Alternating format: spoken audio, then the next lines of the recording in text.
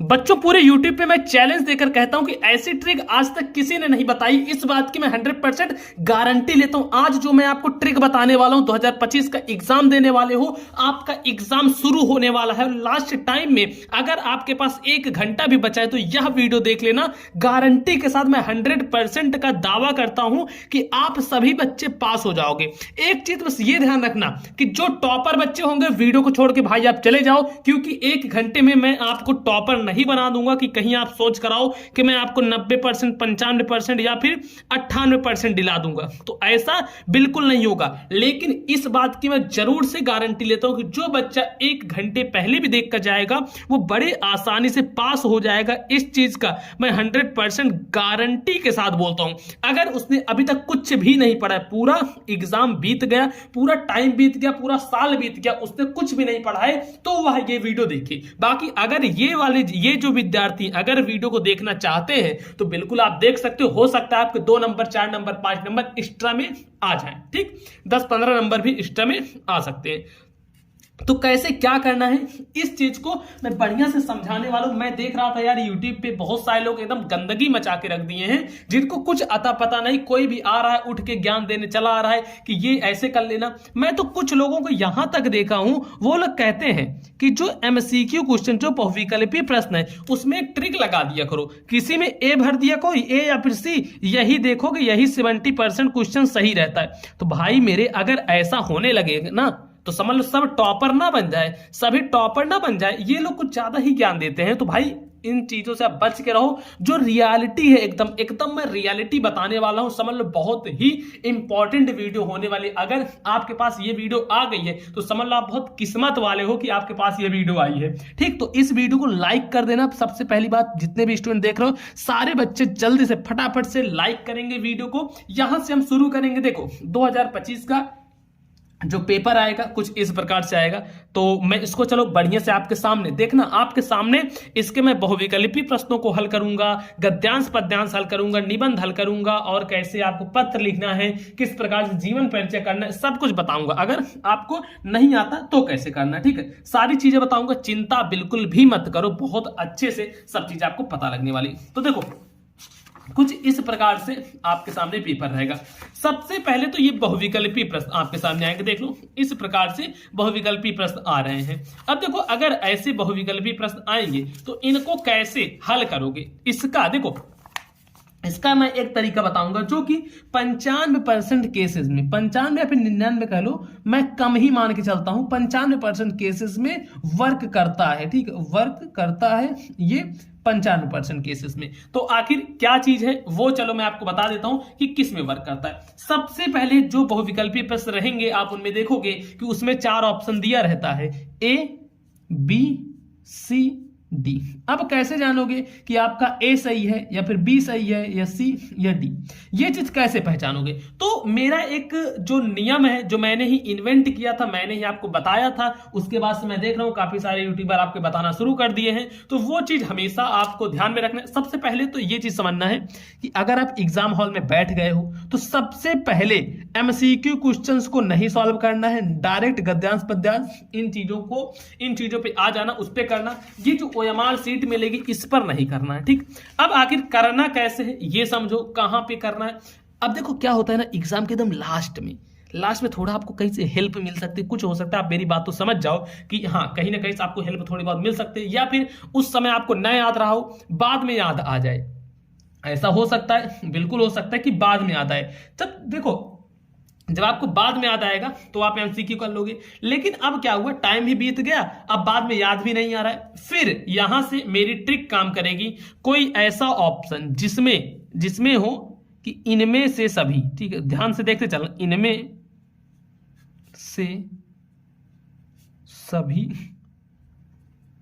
ये एक first option हो गया कि एक केस हो गया कि कोई ऐसा ऑप्शन रहे जहां पर ऐसा लिखा रहे इनमें से सभी, और दूसरा जो है वह इनमें से कोई नहीं, ऐसे रहे इनमें से कोई नहीं। ठीक, एक ये ऑप्शन, या फिर यहीं पे कोई ऐसा ऑप्शन दे दे कि आ अथवा बा दोनों, ऐसे ऑप्शन दे दिए। ध्यान से देखना बिल्कुल, अभी मैं आपको इसमें भी टिप बताऊंगा। आ, आ और बा और बा, आ और बा दोनों, यानी कि ए और बी दोनों।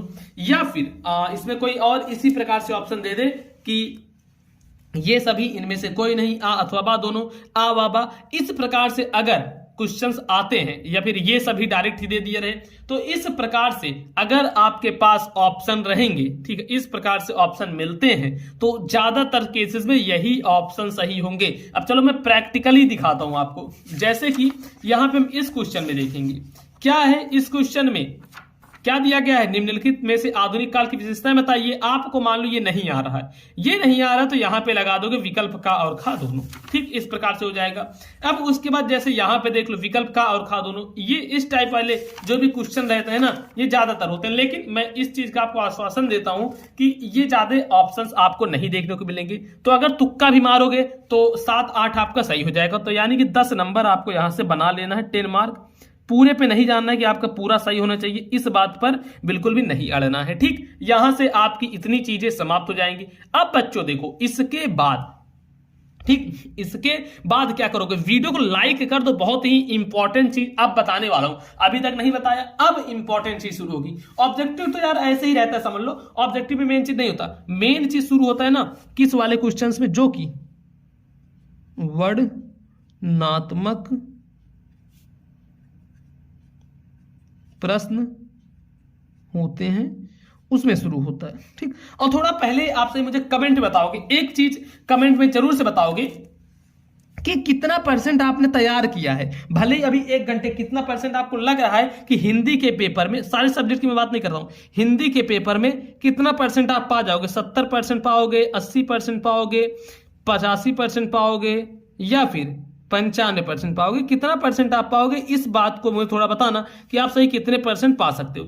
इस चीज को थोड़ा मुझे जरूर से बताना, ठीक। इतना बताओगे ना, बताओ वादा करो, बताओगे ना, जाओ तुरंत जाओ कमेंट करो जाके कि हाँ भैया हम 70% पा जाएंगे, हाँ भैया हम 80% पाएंगे, नहीं यार हम तो 85 पाएंगे, अरे नहीं भैया हम 95%, हम जो हैं वो टॉपर वाले हैं। कुछ लोग तो मिठाई लेके आने वाले हैं भैया, जल्दी से इनके 95% भगवान दिला दे, उसके बाद मुझे मिठाई खाने को भी मिल जाएगा। तो चलो ये सब तो खैर बात हो गई, जब मिठाई उठाई खिलाना आप लोग, जब रिजल्ट आएगा। तो देखो अब क्या चीज है, अभी देखो समझो, ध्यान से समझो, बिल्कुल अब एकदम ध्यान से चौकन्ना होकर समझना है जो चीज बता रहा हूं, एकदम चौकन्ना होके। यहां पे ऐसे आए, ठीक, थोड़ा 1 पेज पलटे, 2 पेज पलटे, पहुंच गए डायरेक्ट खंड बा पे।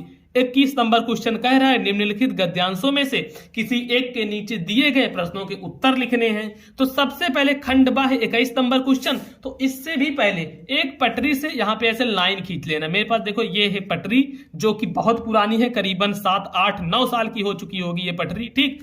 तो चलो इससे यहां पे हम लाइन खींच देते हैं। खैर पुरानी से मतलब है ना, हाथ से मत खींचने लगना लाइन कि नहीं, चलो हम हाथ से खींच देते हैं, हमारे पटरी का पैसा बच जाएगा। तो ये 10-15 रुपए बचाने के चक्कर में आप अपना ये जो बोर्ड एग्जाम है उसको मत खराब कर दें, ठीक बच्चों, ये चीज जरूर से आपको ध्यान रखना है। कुछ लोग क्या होते हैं ना, अपना पैसा बचाने के चक्कर में सोचते हैं कि हमारे पैसे ना लगे, हम ऐसे ही कुछ भी कर दें। तो ये इस चीज से बचना है। अब इतना करने के बाद यहां पे डालना है खंड बा, इधर हेडिंग डालें ऐसे, खंड बा हेडिंग डाल दी, ठीक, खंड बा हेडिंग। उसके बाद ये कौन सा क्वेश्चन है, 21 नंबर क्वेश्चन है ना, 21 नंबर क्वेश्चन है। तो डालो प्रश्नोत्तर संख्या 21, ऐसी प्रश्नोत्तर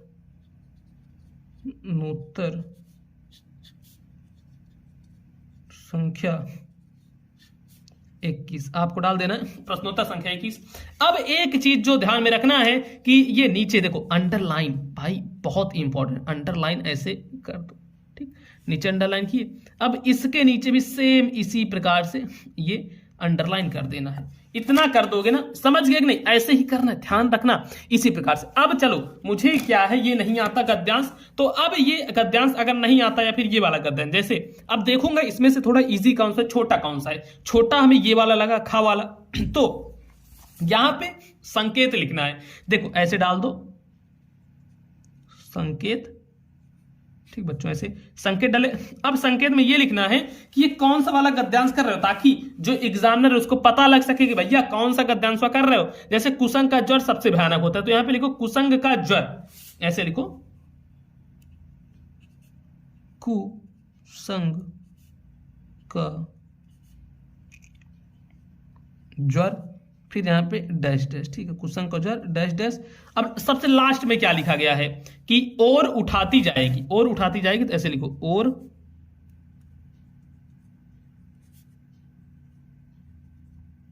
उठाती जाएगी, और उठाती जाएगी, इतना कर दोगे। अब इसके क्वेश्चनों को देखो, इसके क्वेश्चन क्या कह रहे हैं। इसमें जो क्वेश्चन है वो कह रहा है कि प्रस्तुत अवतरण के पाठ का नाम और लेखक का नाम। अब भैया आपको पाठ का नाम भी नहीं पता और लेखक का नाम भी नहीं पता, तो क्या करोगे। तो देखो यहाँ पे पहला नंबर है, तो ऐसे पहला नंबर डालो। अब अगर पाठ और लेखक का नाम नहीं पता है तो नीली पेन उठाना है और लिखना शुरू करना है कि प्रस्तुत गद्यांश की। ध्यान रखना, ऐसे डायरेक्ट मत लिखने ना कि पाठ का नाम हेडिंग डाल दो जैसे मैं बताता हूं, नहीं।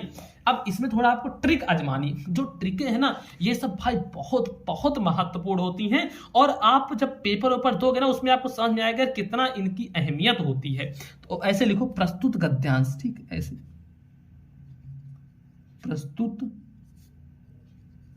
गद्यांश, ऐसे लिखो हमारी, अब संदर्भ टाइप लिखना है, ठीक है, हमारी। इसको आप याद कर लो, पाठ्य, पाठ्य यानी पढ़ने वाली पुस्तक, भाई पाठ्य पुस्तक हिंदी के, अब जिस पाठ से लिया गया है उसका नाम। अब ध्यान रखो, अगर इस जगह पर आपको सबसे पहले एक चीज करना है कि ये वाला गद्यांश जो रहेगा पढ़ लेना है। पढ़ने से क्या होगा ना, आपको थोड़ा आइडिया लग सकता है कि ये किस पाठ से लिया गया। जैसे देखो, कुसंग का ज्वर सबसे भयानक होता है, यह केवल नीति और सद्वृत्त का ही नाश नहीं करता है बल्कि बुद्धि का भी क्षय करता है। किसी युवा पुरुष की संगत, संगत यानी कि जो मित्रता होती है, जो संगति होती है, यदि बुरी होगी तो वह उसके पैरों में बंधी चक्की के समान होगी, जो उसे दिन दिन अवनति के गड्ढे में गिराती जाएगी, और यदि अच्छी होगी तो सहारा देने वाली बाहु के समान होगी, जो उसे निरंतर उन्नति की ओर उठाती जाएगी। तो देखो, प्रस्तुत गद्यांश हमारी पाठ्य पुस्तक हिंदी के अब ऐसे लिखो, किस पाठ से लिए गए नहीं पता, वैसे ये मित्रता पाठ से लिए गए। तो जो भी आपको पता हो, जिस भी पाठ का नाम पता हो यहां पर लिख देना। उसके बाद इस डैश डैश पाठ से लिया गया है, मान लो मित्रता है, ममता, कुछ भी लिख दिया, ठीक है, पाठ से लिया गया है। जैसे देखो इंस्टाग्राम पे आपने बदमाश देखे हैं ना भाई, ये 14-14 साल के लड़के एकदम बदमाशी वाला गाना लगाते हैं, एकदम बहुत देखे होंगे। तो उसी प्रकार से मतलब रहता कुछ नहीं लेकिन दिखाते बहुत ज्यादा है। तो बस आपको भी क्या है, नहीं आ रहा है तो कोई बात नहीं, उसको दिखाओ कि हाँ हमें सब कुछ आता है। काली नीली पेन का इतना बढ़िया से इस्तेमाल कर लो कि टॉपर भी एक बार की शर्मा जाए कि यार मैं ही लगता है गलत लिख रहा हूं। ठीक, ऐसे ही आपको एकदम बना बना के लिखना है। फिर उसके बाद इसके लेखक, ऐसे लिखो, इसके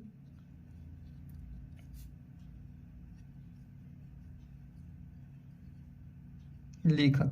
इसके लेखक कौन है, जो भी आचार्य रामचंद्र शुक्ल है, लेकिन आपको नहीं पता तो ऐसे मान लो आपने तुक्का से लिख दिया, इसके लेखक जयशंकर प्रसाद हैं। ठीक, ऐसे लिख दिए। अब उसके बाद देखो आएगा यहाँ पे व्याख्या करने का। अब जैसे देखो यहाँ पे रेखांकित अंशों की व्याख्या करनी, तो आपने हेडिंग ऐसे डालना है सेकंड नंबर की व्याख्या। और व्याख्या में कुछ नहीं करना है, कुछ नहीं मतलब ऐसे छोड़ नहीं देना है, कुछ नहीं करना। ये जो पूरा लिखा गया है ना, यही पूरा उतार डालना है। बस शुरू में एक लाइन जो मैं बता रहा हूं वो चीज लिख देना। ये लिखना है कि प्रस्तुत गद्यांश में लेखक कहते हैं कि, स्टार्टिंग में यहीं से ऐसे लिख दोगे, प्रस्तुत गद्यांश में लेखक कहते हैं कि, प्रस्तुत गद्यांश में लेखक कहते हैं कि, फिर पूरा यही जो मैं लिखा था उसको यहीं पे अच्छे से उतार डालना है। उसके बाद आएगा थर्ड क्वेश्चन आएगा। थर्ड क्वेश्चन में यहां पे देखो, इसमें एक क्वेश्चन पूछेगा आपसे। अब क्वेश्चन क्या पूछ रहा है इस चीज को आपको समझना पड़ेगा। युवा पुरुष की संगत के बारे में क्या कहा गया है, तो वो चीज आपको यहीं पे लिखा मिल जाएगा कि किसी युवा पुरुष की संगत यदि बुरी होगी तो वह उसके पैरों में बंधी चक्की के समान होगी, जो उसे दिन प्रतिदिन अवनति के गड्ढे में गिराती जाएगी। बस यहां से लेके पूरा यहां तक बढ़िया से लिख देना, ऐसे ही करना है बच्चों। ठीक, ऐसे ही आपको चीजें करनी है यार। मैं जैसे बताता हूँ ना बढ़िया एकदम ऐसे ही लिखो यार। बहुत ज्यादा आपको परेशान नहीं होना कि भैया कैसे करेंगे कैसे नहीं, जैसे बता रहा हूं ऐसे करो। और इस बात की गारंटी मेरी है कि आप जरूर से पास हो जाओगे। मैंने आपको पास होने का वादा किया है ना कि आप पास होगे, बिल्कुल होगे। अब उसके बाद देखो सेम पद्यांश का आएगा। यहां पे देखो पद्यांश 22 नंबर है ना पद्यांश का, तो पद्यांश पे भी सेम ऐसे हेडिंग यहां पे डालनी है, प्रश्नोत्तर संख्या 22, प्रश्नोत्तर संख्या 22 आपने डालना है। उसके बाद फिर यहाँ पे ऐसे एक अंडर वो कर देना है, साइड वाली लाइन खींच देनी है। अब ये सब खींचना थोड़ा जरूरी रहता है। क्या होता है ना, एग्जामिनर के ऊपर भाई इफेक्ट थोड़ा बढ़िया पड़ता है, ये चीज है ठीक। एग्जामिनर के ऊपर इफेक्ट तो बढ़िया पड़ता है, तो ऐसे कर देना है। इतना करने के बाद अब नीचे ऐसे देखो, नीचे कर दो यहाँ पे अंडरलाइन, ठीक, नीचे ऐसे अंडरलाइन कर देना है। अब इसके बाद क्या करोगे, यहाँ पे निम्नलिखित पद्यांशों में से किसी एक के नीचे दिए गए प्रश्नों के उत्तर लिखना है। मान लो आप का वाला कर रहे हो तो यहाँ पे चाहे डाल भी दो, जैसे 22 का कर रहे हो का, फिर संकेत वगैरह डाल के फिर सेम उसी प्रकार से जैसे मैंने गद्यांश का बताया है सेम इसी प्रकार से पद्यांश का लिखना है। मैं पद्यांश का लिखने में आपका समय नहीं व्यर्थ करूंगा। फिर देखो आगे आएगा जीवन परिचय। जीवन परिचय कैसे करना चलो बताता हूं। जैसे 23 का वाला आप जीवन परिचय कर रहे हो तो यही मान लो 23 का कर रहे हो जीवन परिचय, ऐसे हेडिंग डालोगे। अब इसमें जिसका भी जीवन परिचय कर रहे हो वो आपको पता तो होगा नहीं, यहां तक मैं जानता हूं कि आपको नहीं पता होगा तभी यह वीडियो देख रहे हो। तो देखो नहीं पता होगा तो क्या करना है, जैसे पहला कर रहे हो रामचंद्र शुक्ल का, अब मैं मान के चलता हूं मुझे नहीं आता तो आप कैसे डाल देना, फर्स्ट वाला है रामचंद्र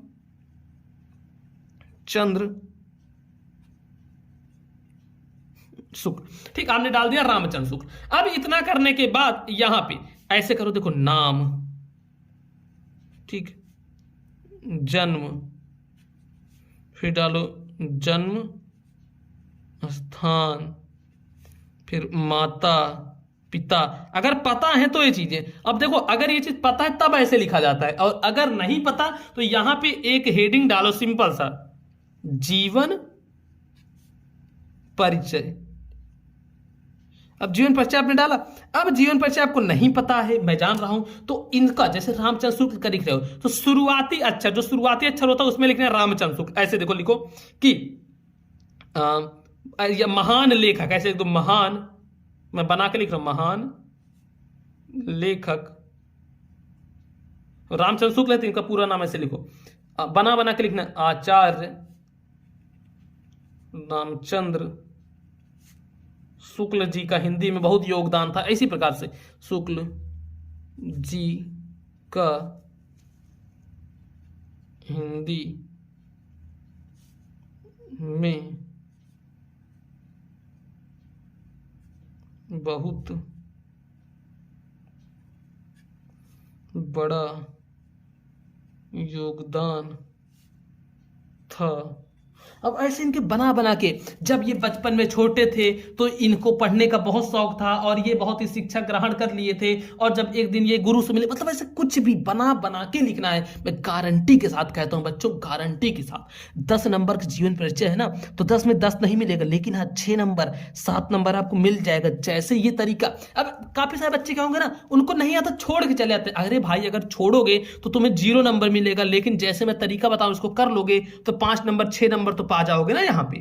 तो ये चीज आप समझने की कोशिश किया करो। अब देखो इसके बाद फिर ऐसे आता है संस्कृत का गद्यांश पद्यांश करने का। सेम संस्कृत का भी गद्यांश पद्यांश ऐसे करना है। लास्ट का देखो जो निबंध वगैरह करने का आता है ना, निबंध जब भी करना उसका देखो याद रखो रूपरेखा, रूपरेखा बढ़िया से लिखी होनी चाहिए, ठीक, अब तभी आपको पूरे नंबर मिलेंगे। तो मेरा जो कहने का मतलब ये है, ठीक है, मेरा कहने का मतलब ये, अगर आपको कुछ भी नहीं आता है, ठीक, कुछ भी नहीं आता है तो सारे पेज भर के आओ, सारे पेज भर के आओ। और भरने का मतलब ये नहीं है कि हिंदी पूछा गया है तो वहां पे आप मैथ लगा के आ रहे हो, नहीं। अगर पूछा गया जैसे जीवन परिचय, तो जीवन परिचय को ही किसी का ही जीवन परिचय बना के आपको लिखना है। कुछ भी पूछा गया है, गद्यांश पूछा गया है तो गद्यांश को बना के लिखना है। और एक चीज बताता हूं, अगर आपका एग्जाम है और एग्जाम होने में अभी 24 घंटे बाकी है, ठीक है, तो आप ब्रह्मास्त्र बैच ले सकते हो, क्योंकि ब्रह्मास्त्र बैच में मैं ला दिया हूं सिर्फ और सिर्फ वही प्रश्न जो कि आपके बोर्ड एग्जाम में पूरे टकराने वाले हैं 95%। तो ब्रह्मास्त्र बैच जाके लेना।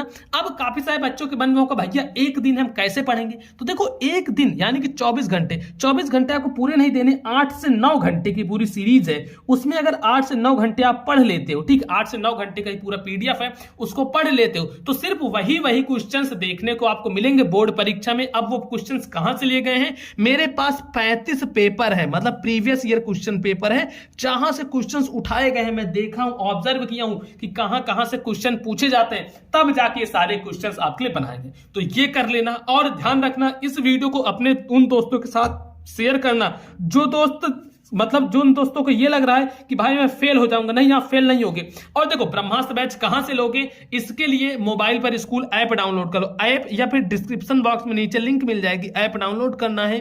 कौन सा ऐप, मोबाइल पर स्कूल, ठीक है, ये मोबाइल पर स्कूल ऐप को डाउनलोड कर लेना है। तो इस तरीके की वीडियो आपको मिलती रहेंगी, वीडियो को लाइक करना।